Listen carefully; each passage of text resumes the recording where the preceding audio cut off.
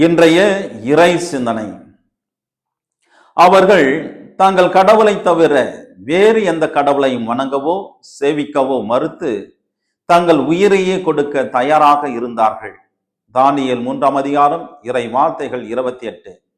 அன்பர்களே, இன்றைய இறை வார்த்தை நம்மை உண்மையான விசுவாசத்தை பற்றி சிந்திக்க அழைக்கின்றது.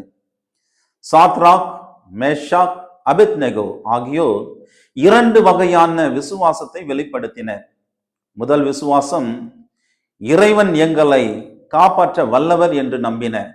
இரண்டாவது விசுவாசம், அவர் காப்பாற்றவிட்டாலும் நாங்கள் அவரை விட்டு விலக மாட்டோம் என்று உறுதியாக நம்பினர். பல நேரங்களில் நமது விசுவாசம் இறைவன் நமக்கு வேண்டியதை செய்தால் மட்டுமே நாம் விசுவாசத்தில் நிலைத்திருப்போம். ஆனால் உண்மையான விசுவாசம் என்பது சூழ்நிலைகள் மாறினாலும் பதில் தாமதமானாலும் இறைவன் அமைதியாக இருப்பது போல் தோன்றினாலும் அவரை நம்பிக்கையுடன் பற்றி கொள்வதாகும். சாத்ராக், மேஷாக், அபேத்நேகோ நெருப்பு சூளைக்குள் செல்ல தயாராக ஆனார்கள். ஏனெனில் அவர்கள் இறைவனின் வல்லமையை மட்டுமல்ல, அவரது உண்மைத்தன்மையும் அறிந்திருந்தார்கள். இன்று நம்மை நாம் சிந்தித்து பார்ப்போம். என் விசுவாசம் ஆசீர்வாதங்களில் மட்டும் இருக்கின்றதா அல்லது சோதனைகளில் இறைவனை நம்புகின்றேனா?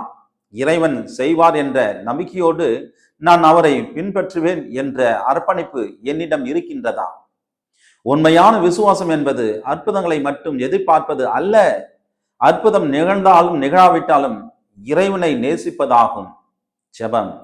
எங்கள் அன்பின் ஆண்டவரே, எங்கள் விசுவாசத்தையும் வலிமையும் நீர் எங்கள் ஜெபங்களுக்கு பதில் அளிக்கும் நேரங்களையும் அமைதியாக நாங்கள் அவற்றை நம்பி உம்மை பின்பற்ற வேண்டிய அருளை தாரும்.